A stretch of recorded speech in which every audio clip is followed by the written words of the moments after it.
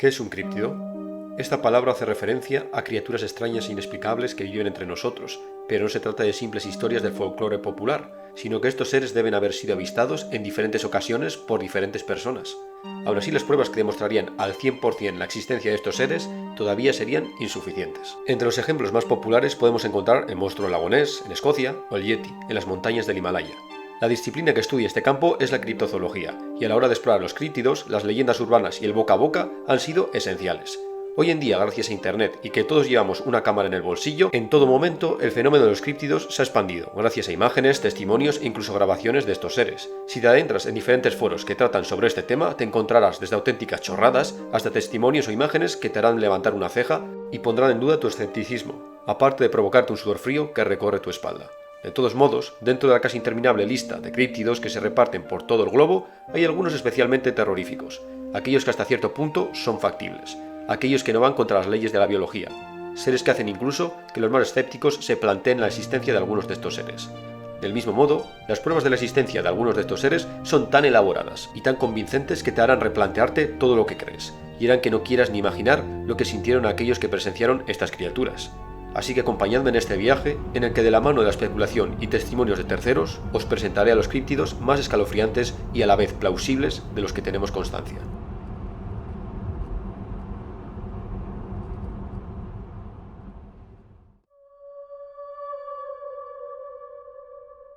El océano siempre ha generado una mezcla de fascinación y respeto en nosotros. La inmensidad del gran azul nos hace sentir pequeños, y el estar flotando en mitad de esta nada con un abismo negro bajo tus pies hace sentirse a más de uno totalmente indefensos y expectantes de que algo salga de esta negrura para agarrarles. Es por ello que también se han generado toda clase de mitos y leyendas acerca de los seres desconocidos que moran en este mundo casi alienígena del océano. No es para menos, conocemos mejor la superficie de la Luna o Marte que los abismos oceánicos. Es un entorno tan hostil y misterioso que las exploraciones de estas oscuras zonas marítimas son muy limitadas, por lo que nuestra capacidad de descubrir nuevas especies en este entorno es muy reducido. Pero aún así, cada poco se descubren nuevos seres que habitan los abismos, y los animales que encontramos parecen sacados de una auténtica pesadilla. No cuesta imaginar a los antiguos marineros descubriendo un extraño animal atrapado en las redes y creando todo tipo de leyendas sobre los terroríficos seres de las profundidades. Entre todos estos mitos y leyendas que se han ido transmitiendo a lo largo de los siglos, hay uno que ha encogido especialmente el corazón de los marineros, mientras miraban la negrura del mar de noche, asomándose por la borda de sus embarcaciones. Damas y caballeros, os presento al críptido marino más famoso, seguramente uno de los más aterradores, el pulpo colosal, el kraken. Marineros de todas las épocas en el Atlántico afirman haber visto a este ser gigante con tentáculos que atacaba embarcaciones. Este críptido era especialmente famoso en el Atlántico Norte, donde los marineros noruegos afirmaban que si los peces estaban demasiado inquietos debían tener cuidado, ya que el kraken estaba al acecho.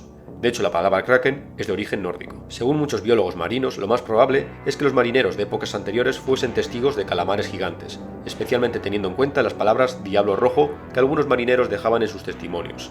Sabemos que estos calamares gigantes de más de 14 metros sí existen. Hemos encontrado cuerpos varados en diferentes playas alrededor del mundo. Y otra prueba irrefutable son las grandes cicatrices de batalla que muchos cachalotes presentan, causadas por los picos y las ventosas llenas de garfios afilados de los calamares gigantes. Pero calamares de tamaños capaces de hundir barcos todavía no hemos encontrado. Aún así, el océano guarda bien sus secretos. Debido a lo poco que conocemos del abismo, no sería imposible pensar que en estas profundidades mueran gigantes que superan los 30 metros. Las leyes físicas del agua permiten a los organismos marinos alcanzar tamaños gigantescos, y sobre todo teniendo en cuenta que los calamares son invertebrados de cuerpos blandos, no están atados a las limitaciones de los vertebrados o de los invertebrados con exoesqueleto, a la hora de tener un plan corporal eficiente. Es decir, que puede que en el pasado no muy lejano algunos marineros fuesen testigos de uno de estos titanes que emergió a la superficie por motivos desconocidos, una visión que dejaría pesadillas implantadas en el psique de cualquier marinero.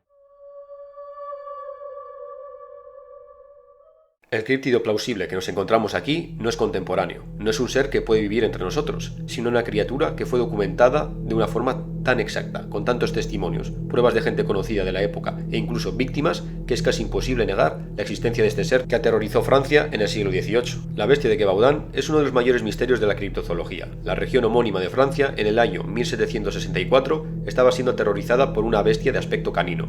Las investigaciones modernas, que toman como referencia los reportes de la prensa de la época, así como informes oficiales de la región, calculan que la bestia causó 113 muertos y 49 heridos.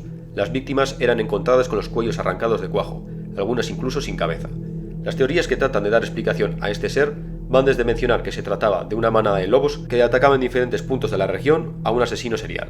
Pero eso no explicaría los testimonios de aquellas víctimas que consiguieron salir con vida de uno de estos encuentros. Estos vecinos de la Francia rural estaban acostumbrados a ver lobos y afirmaban que este ser no se parecía en nada a un lobo. Todos utilizaban la palabra bête, es decir, bestia. Se llevaron a cabo varias cacerías con el objetivo de acabar con la supuesta criatura. Tras muchos intentos fallidos y falsas bestias abatidas, finalmente, para el año 1767, lo que muchos clasifican como la verdadera bestia fue abatida. El ser fue disecado con el objetivo de presentarlo a la corte del rey de Versalles. El famoso naturalista francés Georges-Louis Leclerc, conde de Buffon, tuvo la oportunidad de examinar el animal, concluyendo que se trataba de un lobo anormalmente grande y con características físicas anómalas. Pero lamentablemente el taxidermista no hizo bien su trabajo, y la criatura comenzó a pudrirse. Es por ello que no se conserva nada de la bestia de Gévaudan. A pesar de lo dicho por Leclerc, hay muchas piezas que todavía no encajan en el rompecabezas. El principal problema es que lo descrito por Leclerc y lo descrito por los testigos de los ataques no encaja. Leclerc comentaba que se trataba de un lobo más grande de lo normal, mientras que los habitantes de Gévaudan comentaban que no se parecía en nada a un lobo, sino que era un animal de hocico corto, pelo rojizo y crin como la de un caballo. Existe una teoría muy loca que comenta que la bestia se trataba de una hiena maestrada por un marqués sádico de la región, Jean-François Charles. Este hombre enviaría a su mascota en busca de víctimas a la vez que la blindaba con una especie de armadura recubierta de piel de jabalí. Esto explicaría lo mencionado por algunos testigos, que comentaban que la bestia era invulnerable a las balas. Conspiraciones aparte, otros indican que se podría tratar de una extraña mutación, un lobo que nació radicalmente diferente al resto de su especie. Esto tiene relación con la controvertida teoría del efecto Calisto. Según esta teoría, a pesar de que la evolución de las especies se da mediante pequeñas mutaciones genéticas aleatorias que se van transmitiendo de una generación a otra, en caso de ser beneficiosas para la especie, de vez en cuando se dan mutaciones desastrosas que modifican completamente el organismo recién nacido. En la mayoría de estos casos, esta mutación radical acaba con el individuo, ya que es perjudicial para su supervivencia, pero otras veces ocurre la excepción a la regla, la aguja en el pajar. Esa mutación no acaba con la criatura, sino que le permite sobrevivir y hasta cierto punto triunfar, una especie de evolución superacelerada. Puede que la bestia de Gévaudan sea el ejemplo de este tipo de evolución desconcertante. Los insectos son el grupo de animales más diverso del planeta, ocupan todo tipo de nichos ecológicos y su rápida reproducción les convierte en máquinas de diversidad genética. Es decir, que existe una enorme cantidad de especies y muchísimas de ellas todavía desconocidas para la ciencia. De hecho, de cada 2 nuevas especies, ya sea animal o vegetal que catalogamos hoy en día, una es un insecto. Es decir, que si quieres encontrar una nueva especie, lo más factible es que te pongas a hurgar en el diminuto mundo de los insectos. Es por ello que cuando se nos presenta alguna evidencia, por mínima que sea, de la existencia de un críptido de aspecto de insecto, debemos de tenerla muy en cuenta. Curiosamente, no existen demasiados críptidos de aspecto de insecto, una notable excepción que ha ido ganando fama en las últimas décadas. La Columbia Británica, en la costa de Canadá, es una de estas regiones salvajes que hacen las delicias de aquellos que estamos interesados en la naturaleza. Bosques lluviosos infinitos y una costa bruta llena de vida. Esta costa está salpicada por unas 6.000 islas, algunas de ellas de tamaños enormes, como la isla de Vancouver, mientras que otras son pequeños islotes.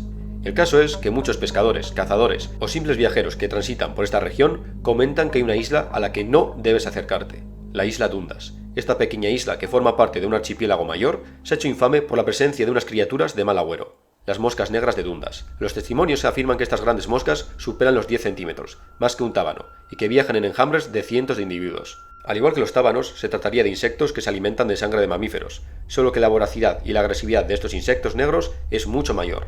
Los locales comentan que no solo te pican para beber tu sangre, sino que en cada picadura las moscas extraen un pedazo de carne de su víctima. Debido a este comportamiento, los locales comentan que la isla de Dundas está completamente despoblada de grandes mamíferos. También queda claro que estas moscas utilizan los cuerpos putrefactos de animales como criadero de sus larvas. Es por ello que si una carcasa llena de gusanos es encontrada en la costa de otra isla cerca de Dundas, se ha de destruir rápidamente, para evitar que esta subespecie de mosca se expanda por el resto de islas. Los testimonios comentan que incluso parar con un barco a decenas de metros de la orilla de la isla es peligroso.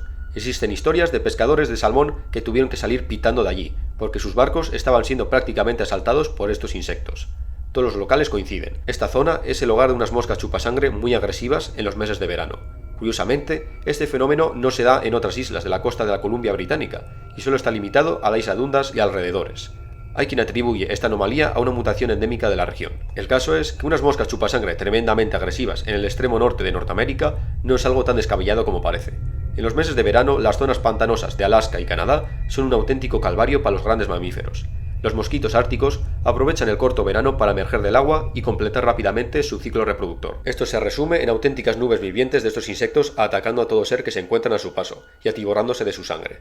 La agresividad de esta variedad de mosquito también es notable. Los locales comentan que no paran de perseguirte incluso cuando estás sprintando para alejarte de ellos. Es decir, que las moscas negras de Dundas no es una especie de insecto que desentone del todo con otras especies de la región. Puede que el horror de los marineros de Canadá sea real.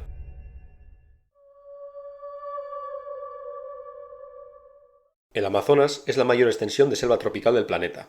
Un mar verde en el que si por algún motivo acabas perdido, es muy probable que no vuelvas a emerger. Por comparar, esta selva ocupa una superficie similar a 13 veces la península ibérica. Debido a este extensísimo y abrupto terreno, la cuenca del Amazonas es uno de los principales lugares para aquellos que buscan nuevas especies animales y vegetales. De hecho, una gran parte de este terreno todavía está inexplorado. Cada vez que una nueva expedición consigue, aunque sea arañar lo más profundo del Amazonas, siempre hay reportes de nuevas especies, desde pequeñas ranas y aves, pasando por primates, reptiles y hasta delfines de río. Se calcula que la biodiversidad del Amazonas es tal que alrededor del 80% de las especies de plantas y animales de esta región está todavía sin identificar. Es decir, que el mar verde todavía nos puede dar más de una sorpresa. Y como no, los testimonios de críptidos en el Amazonas son bastante comunes. Entre todos los críptidos de esta región, hay uno que es especialmente sospechoso, el Mapinguari, un ser que se ha transmitido de boca a boca entre las diferentes tribus de la región. Los testigos mencionaban que el ser tenía un aspecto similar a un gran oso, pelo rojizo, rastro de rasgos humanos y que el olor que esta bestia desprende es nauseabundo. De hecho, los indígenas comentan que este mal olor proviene de una segunda boca que el ser tiene en el vientre y que utiliza para atraer moscas. Pero leyendas nativas aparte, ha habido más testimonios por parte de aquellos que se adentraron a explorar el Amazonas. Entre los testimonios recogidos en la década de los 80 por David Oren, paleontólogo estadounidense, se reportaron 80 casos de avistamientos directos, entre otros casos en los que se encontraron extrañas huellas en la jungla y cito que se parecían a grandes pies humanos pero invertidos. La explicación de los indígenas a estas misteriosas pisadas es que el Mapinguari antaño se trataba de un chamán, que debido a sus pecados a la hora de desenredar el secreto de la inmortalidad, acabó convirtiéndose en un monstruo. David Oren deja de lado esta explicación más mística y teoriza que este ser no se trata de una criatura sobrenatural, sino de un ser que se creía extinto, o al menos un animal que forma parte de un grupo que se creía extinto, los perezosos terrestres. Hoy en día, al pensar en los osos perezosos, lo primero que nos viene a la mente es un animal arborícola, pequeño, lento y torpe. Pero a lo largo del Cenozoico, los perezosos eran un grupo de animales mucho más diverso que el par de especies arborícolas actuales. Desde hace unos 25 millones de años, estos animales se comenzaron a diversificar y ocupar diferentes nichos ecológicos, con hasta 80 especies diferentes clasificadas. Incluso había algunos, como Thalassocnus, de hace 5 millones de años, que se trataba de un perezoso marino de las costas de Perú y Chile. Algunas de estas especies se extinguieron hace relativamente poco, como el Megatherium, un perezoso terrestre gigante que se extinguió hace unos 10.000 años, seguramente debido a la presión de la caza de los primeros humanos, combinado con el cambio climático del fin de la edad de hielo. Aunque hay pruebas de que algunos grupos pudieron haber sobrevivido hasta hace apenas 5.000 años en algunas regiones aisladas del continente americano. Es decir, que la extinción del último de estos animales está relativamente cerca a nosotros en el tiempo, y estamos hablando de Megatherium. Puede que otro pariente suyo, de tamaño más reducido y pelaje rojizo, viva todavía en el interior de la selva amazónica. También se ha de mencionar las pisadas de estos perezosos, que eran similares a las humanas, algo que tiene relación con los testimonios mencionados. Y David Oren comenta que la supuesta boca en el vientre que despide mal olor en realidad podría tratarse de una glándula. Por mi parte también he de decir que muchos de los perezosos terrestres más grandes excavaban gigantescos túneles de hasta 600 metros de profundidad de las montañas de Brasil, como muestran las grandes grutas de origen artificial con las paredes repletas de marcas de garras que se han descubierto en los estados de Río Grande del Sur y Santa Catarina. Es decir, que puede que una de las pruebas más fehacientes que demuestren la existencia de este críptido del Amazonas sea que algún día se encuentren madrigueras gigantes en el interior de la jungla. Los pastores y nómadas de Mongolia cuentan historias de un ser que habita los desiertos del país, una criatura que llegó por primera vez a los oídos de los occidentales tras varias expediciones en la zona del desierto del Gobi en los años 20. Los exploradores catalogaban todo lo que podían de esta región aislada del planeta. Comenzaron a reportar extraños testimonios que se repetían una y otra vez, por todo el país sin apenas variaciones. Los locales advertían de la existencia de una criatura muy peligrosa que mora en lo profundo del desierto del Gobi, un animal que se menciona desde tiempos inmemoriales en la cultura mongola, el gusano de sangre, también conocido como gusano de la muerte mongol. No se trataría de un animal excesivamente grande, aunque los testimonios mencionan que podría superar el metro de longitud.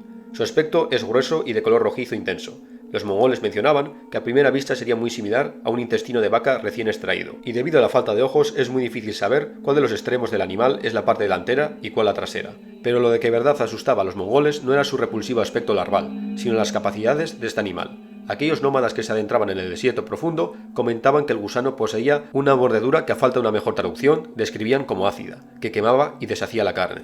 Esto puede hacer referencia, más que a un ácido, a un veneno necrótico, similar al de algunas especies de serpiente como la víbora del jabón, que disuelve el tejido alrededor de la mordedura, creando una terrible necrosis. También mencionaban que el gusano de la muerte no se arrastra o repta como una serpiente o una lombriz, sino que nada a través de las dunas, como un pez en el agua, y que debido a ello se debe tener mucho cuidado a la hora de transitar por las zonas arenosas del desierto. También existen testimonios que hacían mención a la capacidad de realizar descargas eléctricas de este animal, utilizando la fricción de su cuerpo con la arena para generar estática y utilizando las arenas del Gobi como un conductor de corriente, dando como resultado un área de peligro de electrocución de unos 3 metros alrededor del gusano. De todos modos, y a pesar de estas peligrosas habilidades, los nómadas mencionaban que no es un animal especialmente agresivo contra los humanos, y que actúa más como un carroñero del desierto.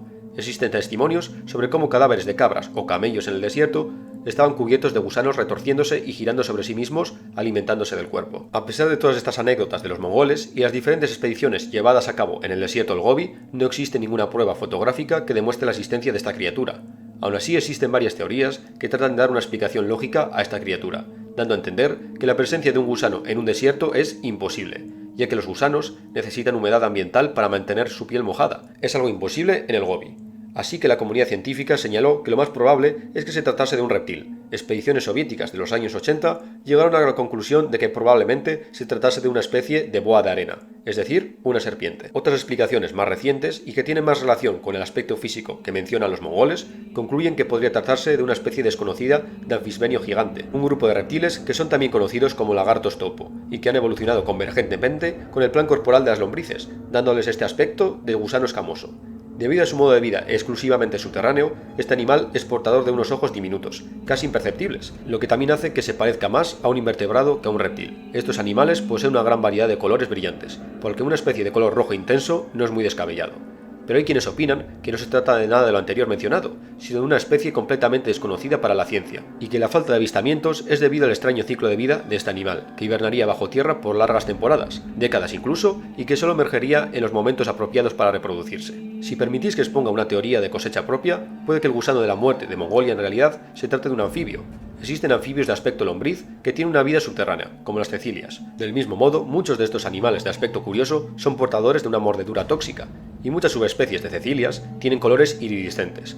El problema radica en que los anfibios deben mantener su piel húmeda para respirar a través de ella, por lo que, de ser este el caso, el gusano de la muerte debería mantenerse en lo profundo de la tierra del desierto, donde todavía se mantiene la humedad, durante largas temporadas y solo emerger o bien por la noche o cuando ocurren las escasas lluvias del desierto, algo que ya hacen algunos anfibios, como las adorables ranas de lluvia, que viven en los desiertos del África Occidental. Del mismo modo, estas largas temporadas de mantenerse oculto en el subsuelo no es del todo descabellado si tenemos en cuenta que algunos anfibios, como el proteo, pueden pasar hasta 10 años sin probar bocado. Del mismo modo, el proteo es un animal increíblemente longevo para su tamaño. Se ha registrado que puede llegar a vivir más de 70 años, y hay quienes creen que podría superar los 100 años de esperanza de vida. Así que puede que el famoso gusano de sangre en realidad se trate de un anfibio de cuerpo alargado que solo emerge de su hogar subterráneo en contadas ocasiones, dejando boquiabiertos a los nómadas de Mongolia e incrédulos a todos los científicos.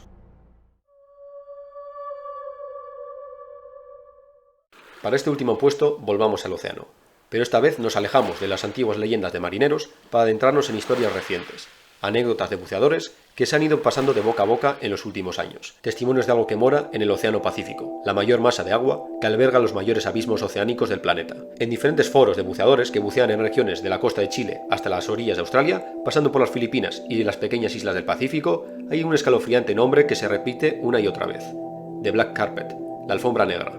La primera mención a esta criatura es de los años 60. Un buceador se encontraba realizando una inmersión nocturna frente a la costa de Nueva Zelanda. Gracias a unos grandes focos, el buceador era capaz de iluminar el fondo oceánico. Peces de brillos plateados atravesaban el haz de luz, como esquirlas de metal.